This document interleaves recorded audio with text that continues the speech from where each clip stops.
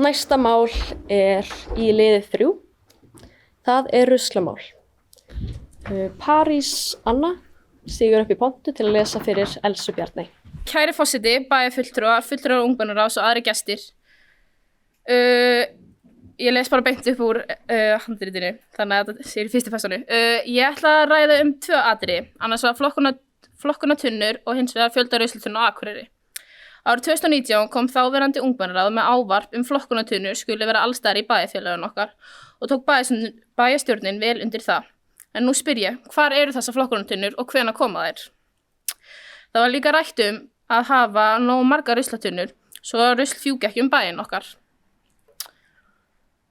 Á árunum 2019-2023 voru settar upp 300 ruslatunnur, sem kannski ekki mikið þegar horft á þess að íbúafjöldinn búinn að hækka yfir 1000 manns á þessum árum. Það þó ekki nóg að fjölga ruslatunnunum. Við þurfum líka að hafa í huga að nútíma neysluvenjum. Nú til dags neysla rafsígaretta og nikótínpúða í hámarki, en vandamáli það að það ekki til sérrusl einstaklingum innan handa svo að hægt sé að henda þessu. Við könnumst öll við þetta. Nikótínpúðar liggjandi víðsvegar bæinn. Þetta eykur áhættuna á að óvitar stingi þeim upp í sig og fái nikótíneitrun eins og við höfum verið að sjá hérlendis. Til þess að laga þetta þá þarf fleiri ruslatunnur og átaks í því að fræða hættur þess og skilja nikótínpúða eftir á jörðinni. Ég lýk máli mínu á þessum nótum og biðla til ykkar að taka við keflinu. Setja fleiri ruslatunnur bæinn okkar svo verður ávallt á toppnum. Takk fyrir mig.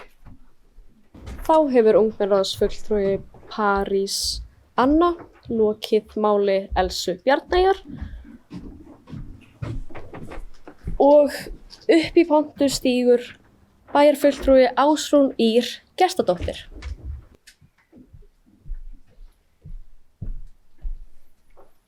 Forseti og ungmennaráð og aðrir gestir, byrja að þakka Elsu fyrir að vekja máls á ruslinu.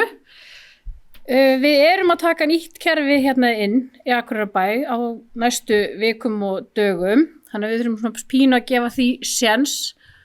Með flokkunartunnur á víðadreifum bæinn þá verðum bara að segja svo svolítið sammálaðir. Það eru ekki auðfundnar og við getum alveg gert betur þar í og munum við náttúrulega bara taka það upp áfram í umhverfis mannvirkjaráði og sviði.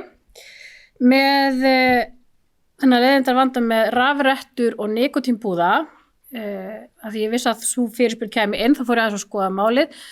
Það þannig bara því miður þannig að nikótínpúðar fara í almennt sorp, þannig að flokkunartunnur ekki endilega málið þar, en það má auðvitað taka svolítið átak í því að kynna hætturnar sem felast í því þegar börn finna nikótínpúða, fyrir utan hvað þetta bara ógeðslegt. Dollurnar sjálfar eiga að fara í plast og svo líka bara rétt að minna á að tæma, því allar dollurnar, ég held flest allar, ef ekki allar dollurnar, eru með hólfi fyrir notaða púða og það að minna á að henda púðunum og dollan fer í plast. Rafrettur eru flokkað sem lítil raftæki, einnótarettur eiga að fara með rafhlöðum og meðan að þessi stærri þá tökum við rafhlöðuna úr og hendum í raftækjagám. Þetta bara eitthvað sem þarf að fræða almenning meira og meira og mér finnst líka pínu sorglegt að ungmennaráð þurfa að hugsa þetta því þetta náttúrulega ekki fyrir börn og ungmenni og það svo átaks annað sem við þurfum líka að fara í bara sem samfélagi heild. Þannig að segja, takk kærlega fyrir að bara vekja athygli á þessu og við munum skoða þetta áfram. Þá hefur bæjarfulltrúi Ásrún Ýr Gestsdóttir lokið máli sínu. Orðið laust.